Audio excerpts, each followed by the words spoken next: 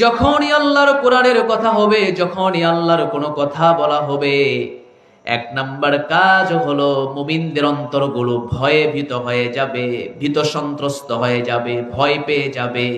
আল্লাহর কোরআনের কথা হয় মানে এই পৃথিবীতে সবচেয়ে শ্রেষ্ঠ কথা হয়। মান ক্বালা বিহি সাদাকা, যারা কোরআন থেকে কথা বলে এরা তো সত্য কথা বলে। ওয়া মান হাকামা বিহি আদালা, যারা কোরআন দিয়া বিচার ফয়সালা করে তারা তো ন্যায় বিচার করে।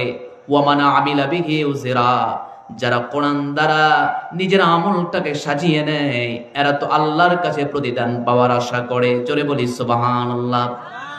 তাহলে মান ক্বালা বিহি সাদাক, যারা কোরআন থেকে কথা বলে তারা সত্য কথা বলে। ওয়া মান হাকামা বিহি আদালা, যারা কোরআন দিয়ে বিচার ও ফয়সালা করে এরা হলো ন্যায় বিচার করে। স্বাধীনতার 52 বা 54 বছর হয়ে গিয়েছে, কোরআন দ্বারা বিচার ফয়সালা মনে হয় সমাজে হয়েছে? হয় নাই। কথা বলেন না কেন হয় নাই?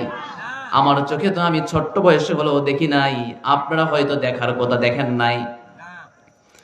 আমার প্রিয় ভাইয়েরা, সামান্য ছোট্ট একটা দেশ, কোথায়?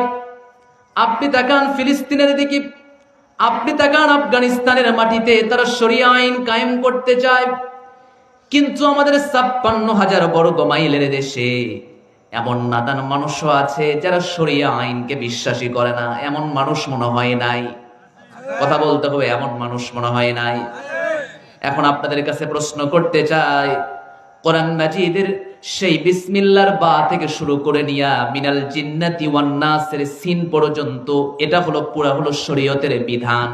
কথা কি বুঝতে পারতেছেন আপনি? এটা কি শরীয়তের বিধান নয়? এটা হলো শরীয়তের বিধান।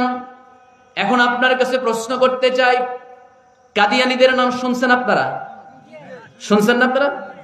কাদিয়ানীরা কাফের। কাদিয়ানীরা কি? জোরে বলতে হবে, কাদিয়ানীরা কি? তারা নামাজ পড়ে, তারা রোজা করে, তারা হজ করে, তারা যাকাত দেয়, কিন্তু একটি বিধান তারা মানে না। মা কানা মুহাম্মাদুন আবা আহাদিম মির রিজালিকুম ওয়ালাকিন রাসূলুল্লাহ ওয়া খাতামান নাবিয়্যিন ওয়া কানা আল্লাহু বিকুল্লি শাইইন আলিমা। জোরে বলি আল্লাহু আকবার।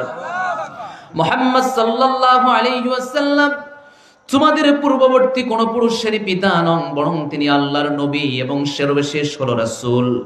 আমার নবীজির পরে এই পৃথিবীতে আর কোন নবী আসবে নাকি?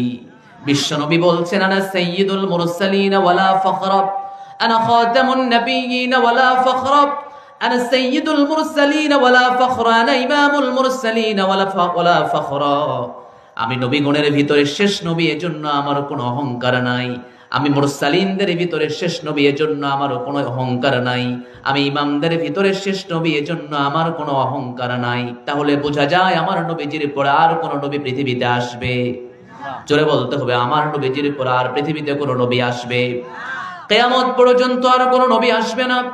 কাদিয়া কোরআনের সবটুকু মানে কিন্তু 4টা অক্ষর মানে না। সেটা হলো খ তা মিম নুন। খাতামুন নাবিয়্যিন এই শব্দটা মানে না, অর্থাৎ নবীর পরে তারা মনে করে আরো নবী আসবেন। এজন্য পুরা উম্মতে ইসমা নয়, আল্লাহর কোরআনের বিরুদ্ধচারণ করার কারণে সবাই এক বাক্যে বলে কাদিয়ানীরা হলো কাফের। জোরে বলতে হবে, আরো জোরে বলতে হবে, কাফের। প্রিয় ভাইয়েরা আমার, কাদিয়ানী 4 অক্ষর